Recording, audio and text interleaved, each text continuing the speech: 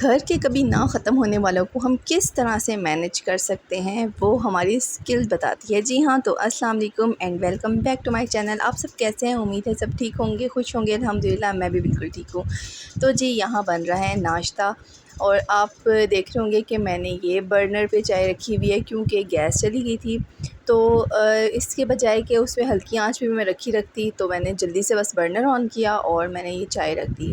حالانکہ پتہ نہیں کوئی میں اتنی دیر سے ناشتہ نہیں بنا رہی تھی، لیکن آج تو بہت جلدی گیس چلی گئی تھی۔ بہرحال بس یہ یہاں پر ہماری چائے بن رہی ہے، اور ساتھ ساتھ میں آپ کو اپنے کام بھی بتاؤں گی۔ اور آپ سنائیں، آپ سب لوگ کیسے ہیں؟ ناشتے کی تیاری تو چلتی رہے گی، اور یہ ہیں جی کل رات کے پائے ہیں، تو اس کو میں گرم کروں گی۔ یہ دیکھیں کس طرح سے جم جاتے ہیں پائے، اور اس کو اچھی طرح سے میں گرم کروں گی اور ہم اس کو کلچے کے ساتھ کھائیں گے۔ یہ کلچے کے ساتھ بہت ٹیسٹی لگتے ہیں۔ تو جی ہم لوگ جو سے ہیں نا، ہم ہوم میکر جو ہیں وہ بعض دفعہ لیزی ہو جاتی ہیں، بعض دفعہ دل نہیں کر رہا ہوتا کچھ کرنے کا، بعض دفعہ ہم اپنا ٹائم بھی مینیج نہیں کر پا رہی ہوتی۔ تو اس کا اسٹریس لینے کی کوئی ضرورت نہیں ہوتی، یہ نارمل ہے۔ ہم نے اپنے آپ کو بالکل پرفیکٹ نہیں بنا سکتے ہم لوگ، ہم میں لازمی کوئی نہ کوئی کمی رہ جاتی ہے۔ بے شک ہمیں ہر دن اپنے آپ کو ایک اسٹیپ بہتر کرنا ہوتا ہے، لیکن خیر ہے، اپنے آپ کو چھوٹ دیا کریں، اپنے آپ کو کے ساتھ ریلیکس رہا کریں، اپنے آپ پر برڈن نہ ڈالا کریں، اتنا زیادہ اسٹریس نہ لیا کریں، کام جو ہیں وہ ہو جاتے ہیں۔ ہم لوگ جو ہیں وہ چھوٹی چھوٹی باتوں کا بھی اسٹریس لے لیتے ہیں، جیسے کہ کھانا پکانا ہے، اس کھانا پکانے کا بھی اسٹریس لے لیتے ہیں، اور صفائی کرنی ہے اس کا بھی اسٹریس لے لیتے ہیں، یعنی ایک چھوٹی چھوٹی باتوں کا اسٹریس لے لیتے ہیں، حالانکہ یہ تو ہمارے روزمرہ کے کام ہیں۔ تو بس ان چیزوں کو اپنی زندگی سے نکالیں، اس اسٹریس کو اپنی زندگی سے نکالیں، تو ہماری زندگی آسان ہو جائے گی، اور ہمارا مائنڈ جو ہے وہ کول رہے گا۔ اور اپنے آپ کو اللہ تعالیٰ کے ساتھ جوڑیں، نماز ٹائم سے ادا کیا کریں۔ ہم لوگ بعض دفعہ ایسا ہوتا ہے کہ اپنے کاموں میں اس طرح سے مصروف ہوتی ہیں کہ اذان ہو رہی ہوتی ہے اور ہمیں پتہ نہیں، ہمیں کچھ ہوش نہیں ہوتا، ہم لیٹ کر دیتے ہیں نماز کو۔ ہمیں چاہیے کہ اذان ہو تو ساتھ ہی ہم وضو کریں اور نماز پڑھ لیں۔ نماز پڑھنے کے بعد تھوڑی دیر کے لیے جائیں نماز سے بیٹھیں، سکون سے بیٹھیں، آنکھیں بند کر کے بیٹھیں، اور تھوڑی دیر اپنے اللہ تعالیٰ سے باتیں کریں، اپنی زندگی کے مسئلے اللہ تعالیٰ کو بتائیں، تو اس سے دل کافی پرسکون اور ہلکا ہو جاتا ہے۔ زندگی جو ہے نا وہ اسی طرح سے ہے، کبھی اونچ کبھی نیچ، کبھی خوشی تو کبھی غم، یعنی ہر چیز، ہر رنگ اس زندگی میں آتے ہیں اور آئیں گے، اور آزمائش بھی آئے گی، اور آزمائش اللہ تعالیٰ کے نیک بندوں پر ہی آتی ہے، مومن پر ہی آزمائش آتی ہے۔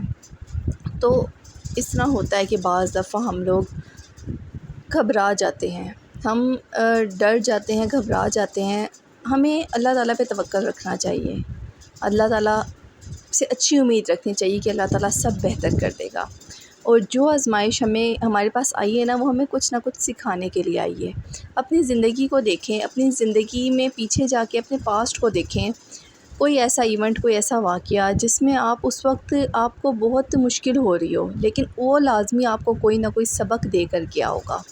زندگی کے سبق اسی طرح سے ملا کرتے ہیں، یہ کتابوں سے نہیں ملتے، یہ جب ہم اپنے اوپر جب گزرتی ہے نا، تو وہ جو سبق ملتا ہے نا، وہ آپ کو کوئی بھی نہیں سکھا سکتا، اور اس سے ہماری بہت زیادہ امپروومنٹ ہوتی ہے اگر ہم اس کو پازیٹیولی لیں۔